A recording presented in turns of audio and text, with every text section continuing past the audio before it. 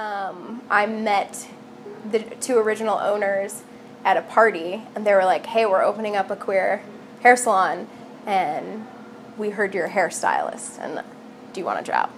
I was drunk. And I was like, sure, like, I would love to do hair.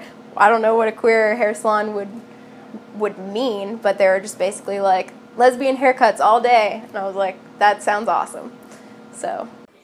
This is Barbara and Barbara, a small hair salon in Logan Square that's become a beloved part of the local queer community. It's not unusual for Barbara and Barbara to take on staff in the way Lauren just described. The casual friendliness is characteristic of the salon, where haircuts are priced by length, not gender, and always come with an offer for free beer.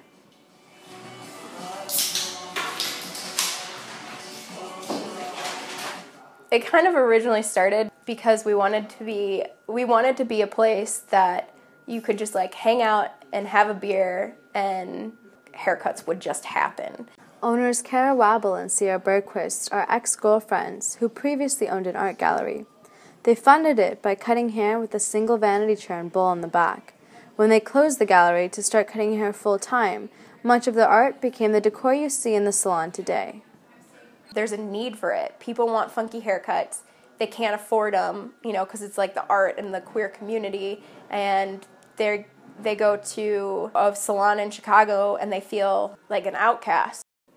The team's commitment to creating an inclusive space has earned them a reputation in the queer community. Alana Rybeck is a receptionist who's been with the salon for 4 years, and she says word of mouth and good press played a big role in that. The first person would come way far from the suburbs, and she was just these two older dykes that were just like, we saw the article and we just had to come get our dyke cuts here. And it was really sweet. Northwestern senior Gillian Levy heard of the salon through a Facebook page for queer and non-binary people in the Chicago area. When they're home, Levy gets their hair cut by a family friend who pushes for a more feminine pixie cut. But at Barbara and Barbara, that's not an issue. It's patronized by a lot of queer people. It made me feel more comfortable, and knowing that, if I said shave the sides of my head, the woman cutting my hair wouldn't be like, what? I think the best days here are when we get trans clients that can fully be themselves and use whatever pronouns they feel comfortable with. To see that kind of interaction with someone that is either transitioning or has transitioned, and there's no assumption that the straight world would put on them. There's no expectation of them. We've been able to nurture that environment, and that's something I've never seen before. The atmosphere at Barbara and Barbara is undeniably homely for both clients and stylists. Many of the staff have actually dated each other at some point, but instead of creating tension, it's built a close-knit family that includes regular customers.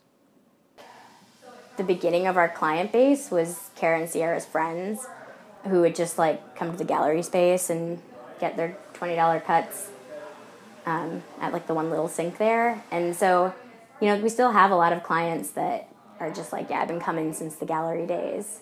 It's that sense of comfort and intimacy that keeps clients coming back to Barbara and Barbara. The free beer, of course, can't hurt either.